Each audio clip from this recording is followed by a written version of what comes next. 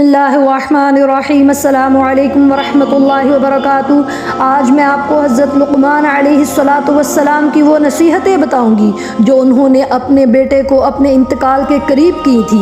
جیسا کہ ایک امیر شخص اپنے بچوں کو نصیحت کرے گا کہ کس سے لینے ہیں، کس کو دینے ہیں، سارے معاملات ڈسکس کرے گا مال کے حوالے سے، لیکن ایک حکیم کے پاس اپنی ساری زندگی کا جو غور و فکر ہے، اس کا جو حاصل ہے کہ میں نے جو کچھ حاصل کیا ہے، سیکھا ہے، اپنی فطرت سلیمہ کی رہنمائی میں، وہ تمہیں میں منتقل کر رہا ہوں۔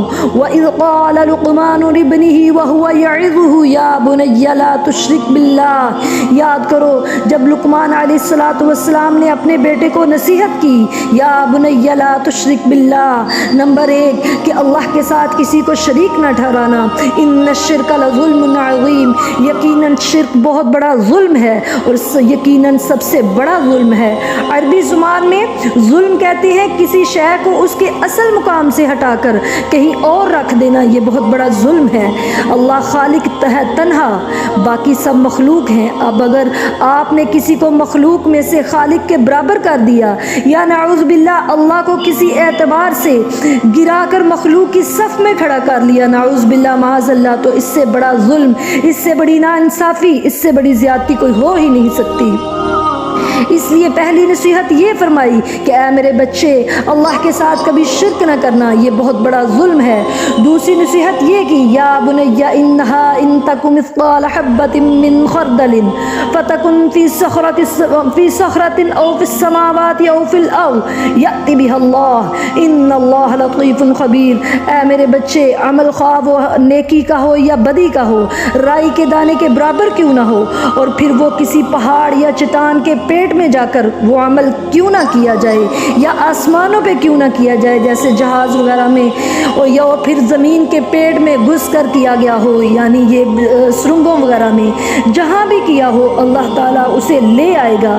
یعنی انسانی اعمال بہت اہمیت رکھتے ہیں کیونکہ انسان اشرف المخلوقات میں سے ہیں، اور انسانی اعمال ایسی گھٹیا چیز نہیں ہے کہ اللہ اسے ضائع کر دے، چاہے وہ نیکی ہے یا بدی ہے۔ فَمَن يَعْمَلْ مِثْقَالَ ذَرَّةٍ خَيْرًا يَرَهُ وَمَن يَعْمَلْ مِثْقَالَ ذَرَّةٍ شَرًّا يَرَهُ، لیکن عمل ضائع نہیں ہوں گے چاہے وہ رائی کے دانے کے برابر کیوں نہ ہو۔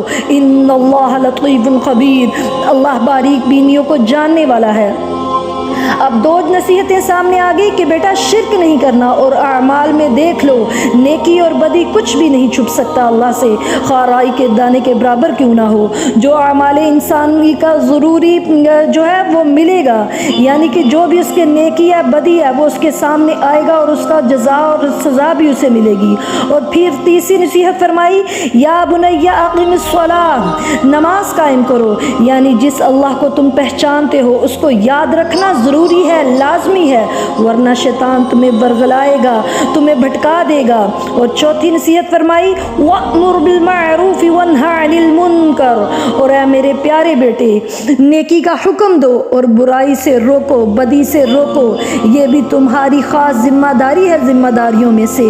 انسان کے لیے ضروری ہے کہ وہ اپنے مسلمان بھائیوں کے لیے کوشاں ہو، اور سب سے بڑی بھلائی انسان کے لیے یہ ہے اپنے بھائی کے لیے کہ وہ اس کو برائی سے روکے اور نیکی کی تلقین کرے۔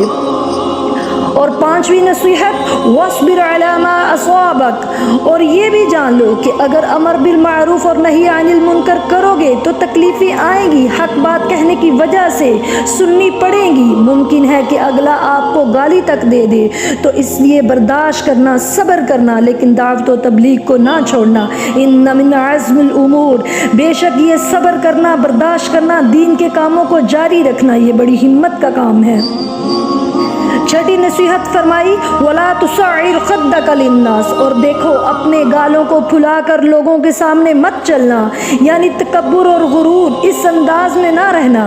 اور پھر فرمایا ساتویں نصیحت کہ وَلَا تَمْشِ فِي الْأَرْضِ مَرَحًا، اور تم زمین میں اکڑ کر نہ چلنا، إِنَّ اللَّهَ لَا يُحِبُّ كُلَّ مُخْتَالٍ فَخُورٍ، یقیناً اللہ تعالیٰ اکڑنے والے، تکبر کرنے والے کو بالکل بھی پسند نہیں فرماتے، اللہ تعالیٰ ایسے لوگوں سے محبت نہیں کرتے۔ کرتے. انک لا تخرق الارض ولا تبلغ الجبال طولا. اللہ فرماتے ہیں کہ تم کتنا ہی اکڑ کر کیوں نہ چل لو لیکن ہماری زمین کو پھاڑ نہیں سکتے, اور اپنے آپ کو کتنا بھی اکڑا کر اونچا کیوں نہ کر لو لیکن ہمارے پہاڑوں کی اونچائی تک پہنچ نہیں سکتے. واخفض فی مشرق, فرمایا اپنی چال میں میانہ روی اختیار کرو. یہ میانہ روی کیا ہے؟ چال میں بھی اور خرچ کرنے میں بھی توازن رکھو, انتہا پسندی نہ کرو, اختیار نہ کرو. واغضض من صوتک, اور اپنی آواز کو پست رکھنا. اس کا مطلب کیا ہے کہ کہیں آپ کی وہ کیا کہتے ہیں کوئی جھگڑا ہوگا, کوئی مسئلہ مسائل ہوگا تو جاہلوں کی طرح آواز نہ نکالو, بات چیت تحمل سے کرو. عام طور پر دیکھا گیا ہے کہ اگر بندہ جھوٹا ہے تو وہ آواز بلند کر کے اپنے آپ کو سچا پیش کرنے کی کوشش کرتا ہے. اور دیکھو ان انکر الاصوات لصوت الحمیر, جب وہ کیا کہتے ہیں گدھا بولتا ہے تو آواز تو اس کی بہت بلند ہوتی ہے لیکن انتہائی ناپسندیدہ آواز ہے گدھے کی آواز جو ہے. تو آواز کی بلندی میں کیا کہتے ہیں کہ آواز میں کی جو بلندی میں حسن نہیں ہے, اصل تو یہ ہے کہ آپ جو بات کریں اس میں وزن ہونا چاہیے.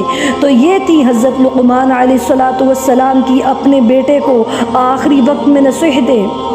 یہ ہمارے لیے بھی ہیں. اللہ تعالی ہمیں ان پر عمل کرنے کی توفیق عطا فرمائے. اللہ تعالی شرک و بدعت سے محفوظ فرمائے. اللہ تعالی غرور و تکبر سے محفوظ فرمائے. اللہ تعالی ہم کو مسنون طریقے سے نماز پڑھنے کی توفیق عطا فرمائے. آمین. السلام علیکم ورحمۃ اللہ وبرکاتہ.